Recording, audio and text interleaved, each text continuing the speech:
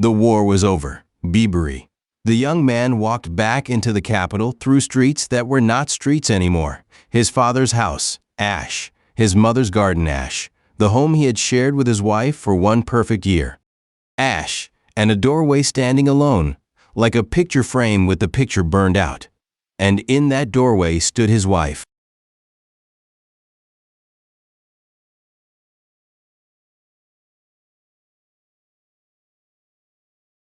Which should have been the happiest moment of his life, except for one thing. 2 months earlier, in the mountains, he had heard her die. Papa, he knows. He knows she can't be, and she's just standing there? He knew. She knew he knew. And she held out her hand anyway. Does he take it? Papa, Papa, look at me. Does he take her hand?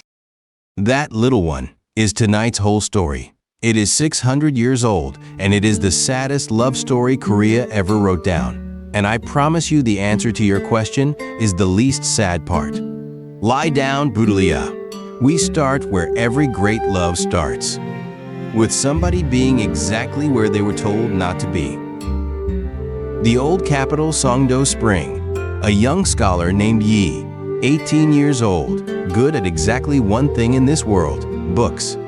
Every morning, he walked the same lane to his lessons, past the long stone wall of a wealthy house, under branches so heavy with blossoms the whole lane smelled like someone else's happiness.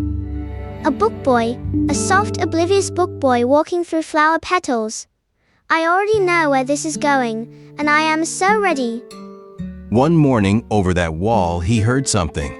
A girl's voice reading a poem. But here's the thing, Biberi. It was not a gentle poem about blossoms. It was a complaint. A poem making fun of the spring for being this beautiful while she sat locked behind a wall with nothing to do but embroider. The voice was bored and sharp and alive, and the book boy stopped walking. Oh, she's funny. He never had a chance, Papa. The funny ones end you instantly. He did the one brave thing his entire bookish life had prepared him for. He wrote 3 lines on a slip of paper about a lonely road, and a voice on the other side of a wall, weighted it with a pebble, and threw it over, and then he ran away like a startled deer. He yeeted his feelings over a wall and fled. This is the most relatable man in 600 years of history. The next morning, there was a slip of paper wedged in the wall. Her handwriting was better than his. 3 lines back, and then a 4th line. And the 4th line was not poetry. Biberi. It was instructions. At dusk, when the household sleeps, the west gate is unbolted. Do not doubt. Do not be late. She planned the meeting. He threw one pebble and she drew up a whole operation. That was her, little one. Her name was Choe-rang, locked behind that wall her whole life, and still twice as bold as the boy who had all the roads in the world. You will want to remember that boldness. It is going to matter when the story gets dark. Bold people, Biberi, do not stop being bold just because they stop being alive. That's the ghost thing. That's about the ghost thing later. Papa, I heard the foreshadow. Dusk, the west gate. He almost didn't go. He stood in the lane rehearsing excuses like they were exam answers, and then the gate opened from the inside. After that, spring belonged to them. A garden pavilion behind the wall, a lamp turned low, 2 people trading poems the way other people trade secrets, because for them, poems were secrets. He would read a line, she would finish it better. She would start one impossible to finish. He would sit up half the night, trying. He was happy in the careful way of someone who cannot believe his luck. She was happy in the reckless way of someone who has decided luck is beneath her. 2 nerds in a garden inventing texting. This is the good part, Papa. My tail is doing the thing. Quick question, is it dinner adjacent in this story? Because emotionally, I am at that stage where no focus, poetry. Unfocused. But a wall you can slip through in the dark. Biberi is still a wall in the daylight. And walls in old Korea were not made of stone. They were made of fathers. The dads have entered the poem. Yi's father began to notice things. A son who stared through his books instead of at them. Ink on his sleeve at strange hours. The particular stupidity of face that a boy wears in exactly one season of his life. And a poor scholar's son sneaking over the wall of a house that grand. That was not romance to his father. That was catastrophe with blossoms on it. So one morning, without a word of discussion, the father did the old, brutal, sensible thing. He sent his son away to the family farms in the far south to supervise the harvest for as long as it took to cure him. Cure him? You can't cure this, sir. She finishes his POAMS. No goodbye. No message to Choe-rang. The boy simply stopped. Dusk after dusk, the west gate unbolted, the pavilion lamp lit, and nobody came. Now, here's where I tell you something about that girl, and about this country's oldest word for a certain kind of pain. She did not rage, be bury. She did not weep prettily by the gate. Something quieter than that happened, and quieter is always worse. She stopped eating, then she stopped writing, then she stopped getting up. Papa, she's dying of it. Can a person actually? In these stories, yes. The body keeps the heart's accounts, little one, and her heart had been robbed in broad daylight. The house physicians tried everything, and then one night her mother sat by her bed, held her hand, and asked the question mothers ask when they are finally ready to hear any answer at all. And Choe-rang, too weak to sit up, Biburi, reached under her pillow and handed her mother a stack of poems. POAMS. She kept every single, oh no, now the other dad finds out. Every parent in this story is about to learn everything at once. And what happens next is the part nobody expects. Her father read every poem, in order, twice. And this proud, wealthy man, who could have burned them and married her to a minister's son by autumn, looked at his daughter gray as paper in her bed and said, if it is this boy or nothing, then it will not be nothing. The dad said that. I was ready to hate him forever, and He sent a matchmaker across town to the Yi house, and Yi's father said no. What? Oh yes, pride goes both directions, Biburi. A poor scholar's family does not get to be rescued. That was how the old man's spine was built. My son is young, he has exams. He has a future. The matchmaker went back and forth, and in her bed, Choe-rang was running out of story. Until finally her father sent one last message. No matchmaker this time. Man to man, one letter, and it said only this. My daughter is dying of your son. Everything I own will follow her into the ground. Come and count what your pride is worth. Dang, Grandpa Cho writes a devastating letter.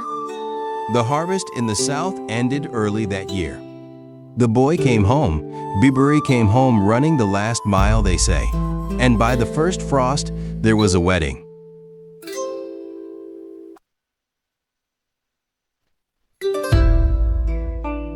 She wore the red hwarot, the bridal robe embroidered with peonies.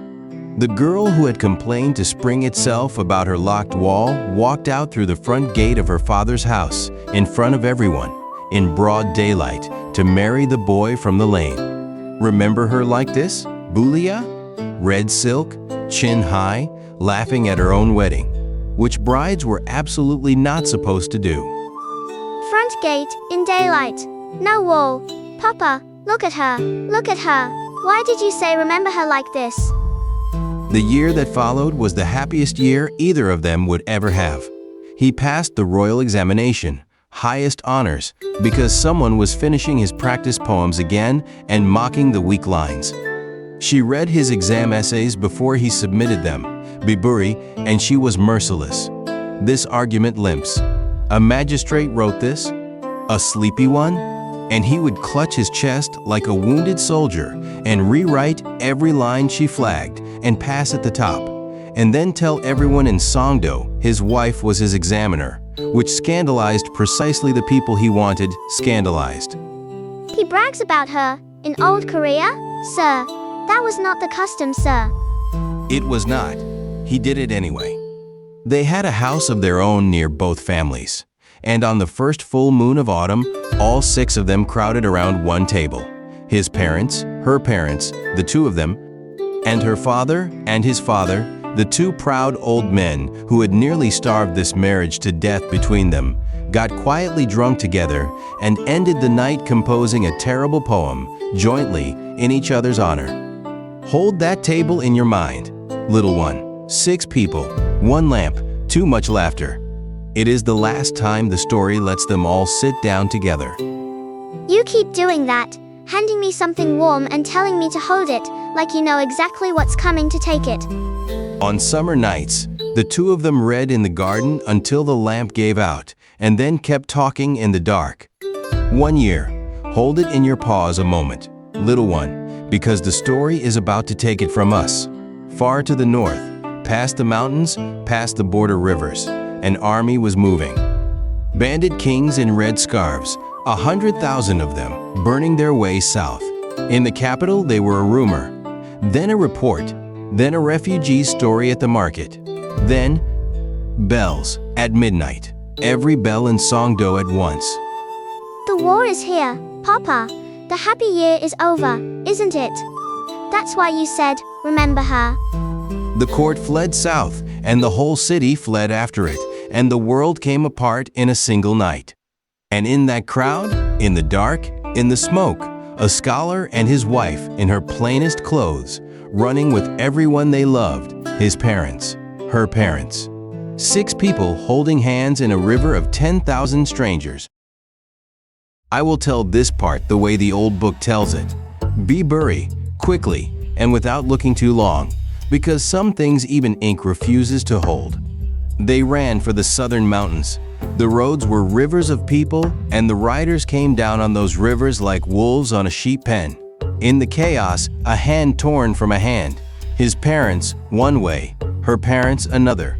And then at a mountain pass, riders ahead and riders behind.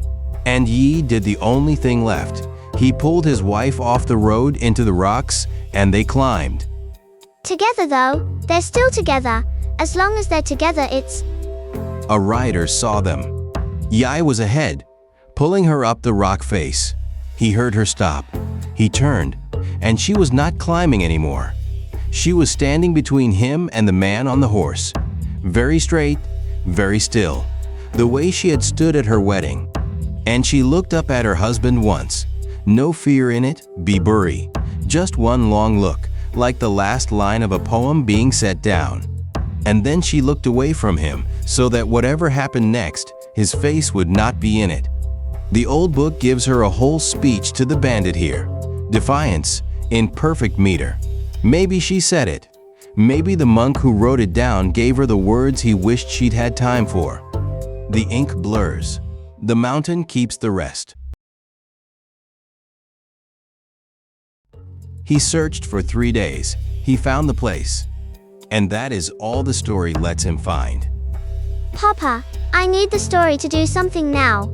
I need it to do something. It is going to, little one. This is Korea's story, remember. In some countries, grief like this ends the tale. Here it is where the tale actually begins. Because there is an old Korean word, you will hear it soon, for a sorrow so heavy, so unfinished, that it refuses the door. It will not leave. It stands in the doorway of the world and says, not yet. I was not done. The war burned through and moved on, the way wars do. The capital was retaken, and a young widower walked back into the city, through streets that were not streets anymore. His father's house, ash. Her father's house, ash. Their own little house, ash, and one doorway standing. And you already know, Bulia, what was standing in it? She looked exactly as he remembered. No, listen, that is the eerie part. Exactly. The plain travel clothes gone, the red hwarot instead, as if she had dressed for him. And Yi stood in the ash of everything, with his heart hammering against everything he knew to be true. And you asked me a question at the start of tonight, Baburi. You asked if he takes her hand. He takes it. Tell me he takes it. He crossed that yard at a dead run and held her so hard her hairpins scattered on the stones. Of course he took her hand. He had heard her die 2 months ago. And here is the terrible, beautiful thing. Little one, he did not care what that made her. Ghost, dream, madness, punishment. She was here. Okay, Papa, but does he know that she knows that he knows? They both knew, and they both chose the same thing, not to say it. She only told him one sentence about it, that first night, and it is the most Choe-rang sentence in the whole 600 years. The ledgers of the other world are very strict, but I have always been good at negotiating with fathers. She argued her way back. From the underworld, of course she did. Of course she did. She planned dusk meetings at 15. Death never stood a chance. And so began the years nobody was supposed to have. They rebuilt the little house, or enough of it. By day he taught, and she kept out of the sun. The neighbors were told his wife's health had suffered in the war, which, Biburi, was not even a lie. By night, it was the garden pavilion again. A lamp turned low. Poems traded like secrets. He read a line. She finished it better. As if the wall between them this time was just one more wall, and she had already found the unbolted gate. It's the spring garden again. They got their garden back, Papa. So why does my chest hurt when you say it? Why does the happy part hurt? Because you can count, little one. And so could she. There was work to do in those borrowed years, and it is not the work you would guess.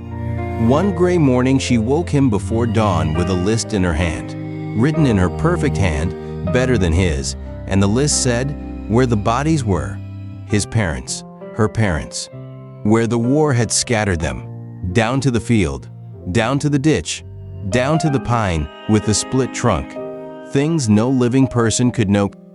Because the dead know where the dead are. They went together, found every one, washed the bones with their own hands, his hands warm, hers cold, nobody saying which, and buried both families properly, side by side, with rites and stone markers, the way the war had not allowed. It took the better part of a year. And I want you to notice something, Biburi, because it is the quiet center of this whole story.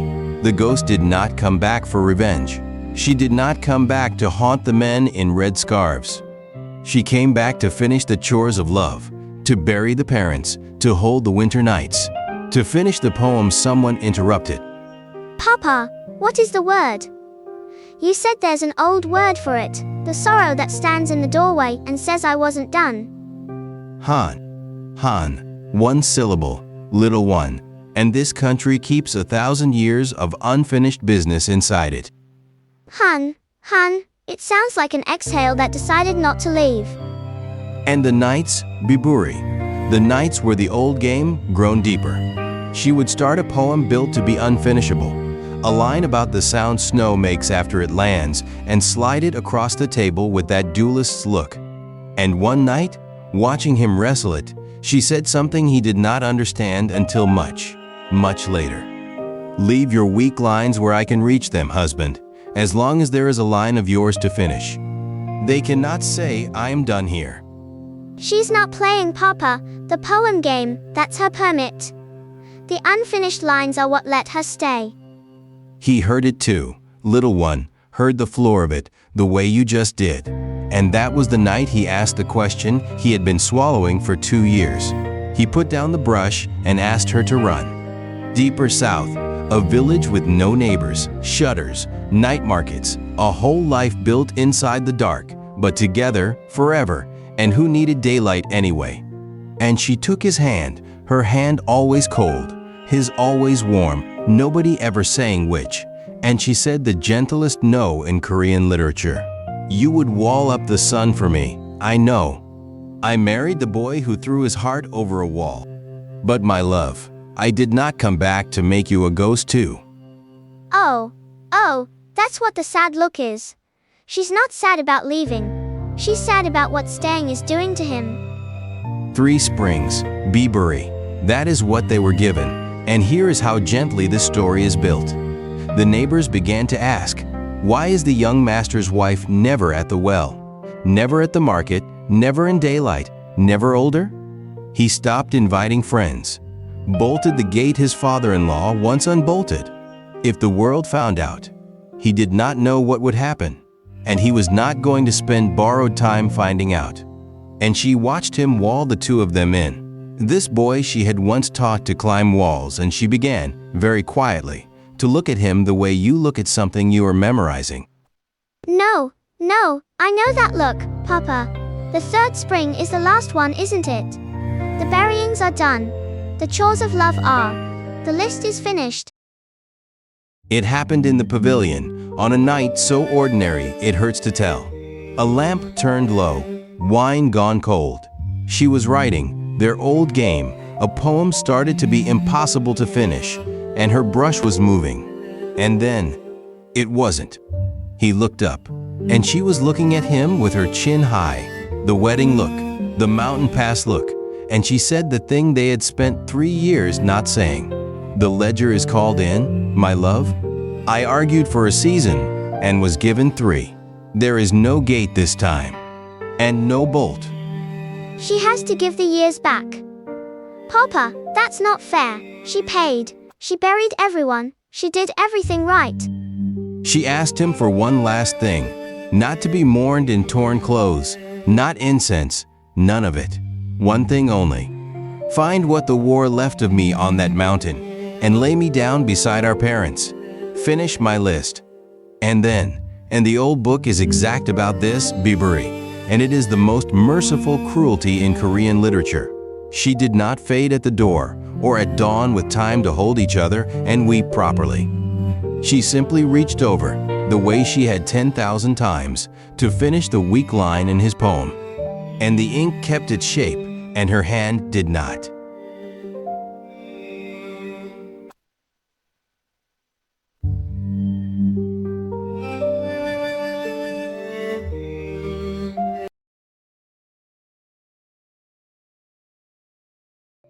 The poem she was finishing stayed on the pavilion table, one line short.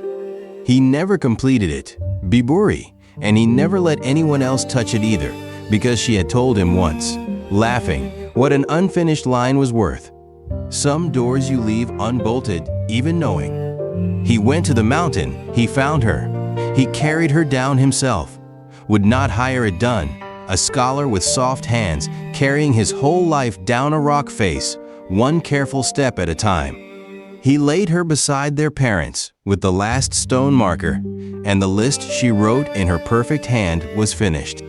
And then, Biburi, the old book says something in 11 words that other books need 11 chapters for. It says, he did not remarry, he did not sicken, and within a few months, thinking of her, he quietly followed. He was not ill, little one, he was finished. Some poems are like that. The last line arrives, and the brush just sets itself down. Papa, nobody buried them together. She did the whole list for everybody else and nobody. They never got a funeral, the two of them. Nobody was left to give them one. One person was left. A strange, stubborn monk scholar named Kim Si-seup, who heard this story and could not put it down. So he wrote it down, 600 years ago. By hand, by lamplight, in a book he knew could outlive every gravestone in the country. He gave the story a funny, gentle title. In Korean, it just means, the tale of young Master Yi who peeked over a wall. All that love, all that war, all that hand, filed forever under the silly blessed moment. It began. So the book is the funeral. Every time someone opens it, the candles get lit again. And tonight there were 2 more guests. You and me, Papa. We just sat there vigil. That's what this was. Sleep now, Bulia. I'll leave the lamp lit a little longer tonight.